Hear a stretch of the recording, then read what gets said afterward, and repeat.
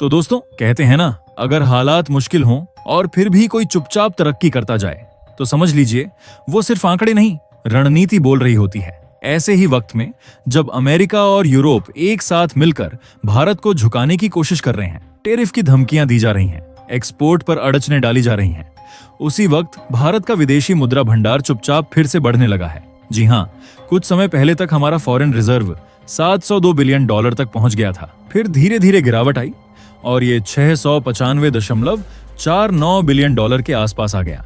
America की tariff नीति और पश्चिमी देशों की चालें असर तो डाल रही थीं, लेकिन भारत की असली चाल तो अब सामने आई है, क्योंकि हाल ही में जब डोनाल्ड ट्रंप ने 25% टैरिफ लगाने का ऐलान कर दिया, उसी वक्त भारत का रिजर्व फिर से उछलकर 698 बिलियन डॉलर तक पहुंच गया।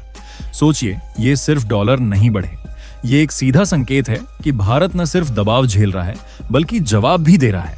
अब आगे जो आप जानने वाले हैं वो आपको ये भी बताएगा कि आखिर ये बढ़त सिर्फ संयोग है या भारत की कोई साइलेंट स्ट्रैटेजी।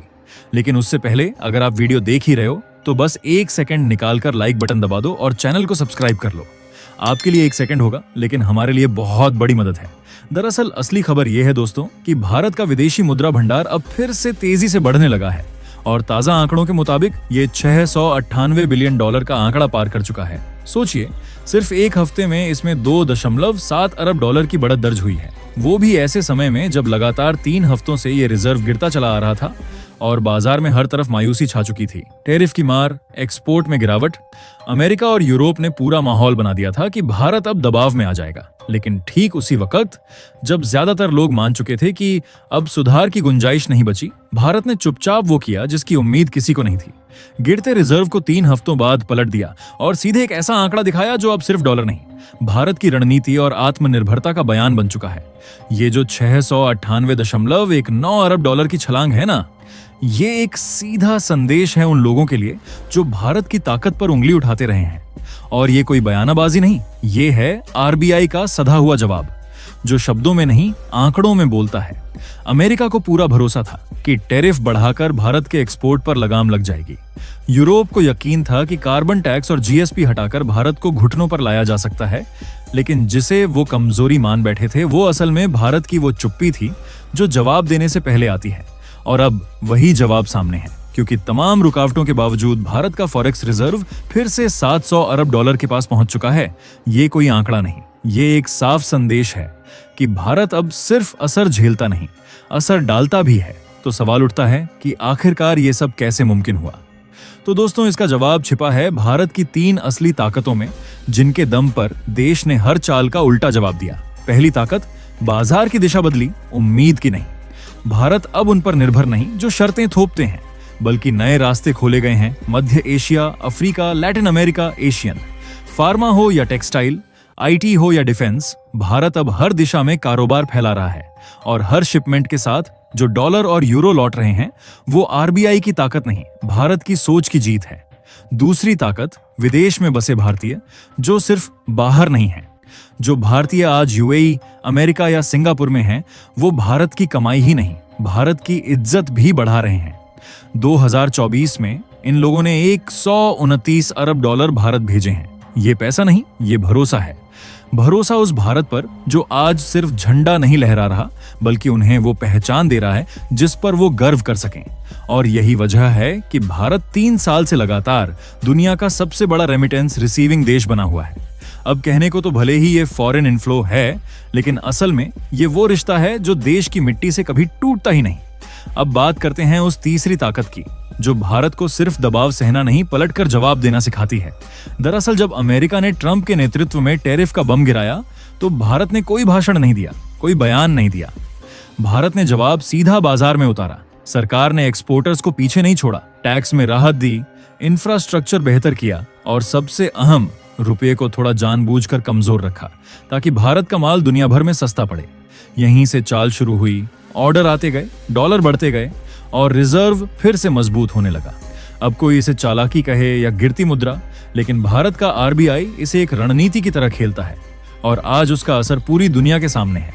अमेरिका जो समझता था कि भारत दबेगा, अब वही अमेरिका आईएमएफ के जरिए मान रहा है कि भारत की करेंसी स्थिर है, इकोनॉमी मजबूत है और फॉरेक्स रिजर्व इतिहास रच रहा है। और ये सब यूं ही नहीं हुआ, इसके पीछे है एक बेहद सधी हुई रणनीति जिसे कहा जाता है currency shield strategy.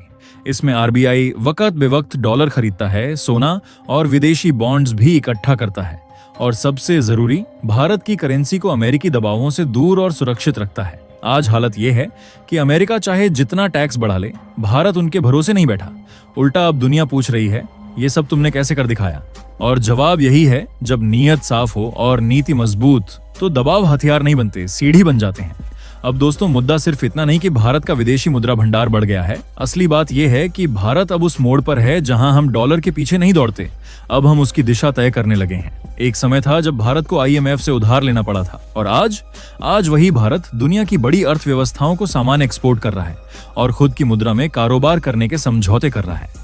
Bharat UAE का लोकल करेंसी ट्रेड समझौता, भारत रूस का रुपया रूबल सिस्टम, बांग्लादेश के साथ बिल सेटलमेंट, और अब मलेशिया, श्रीलंका, अफ्रीकी देशों से रुपए में व्यापार की बातचीत, ये सब इत्तेफाक नहीं है, ये भारत की अगली योजना का हिस्सा है।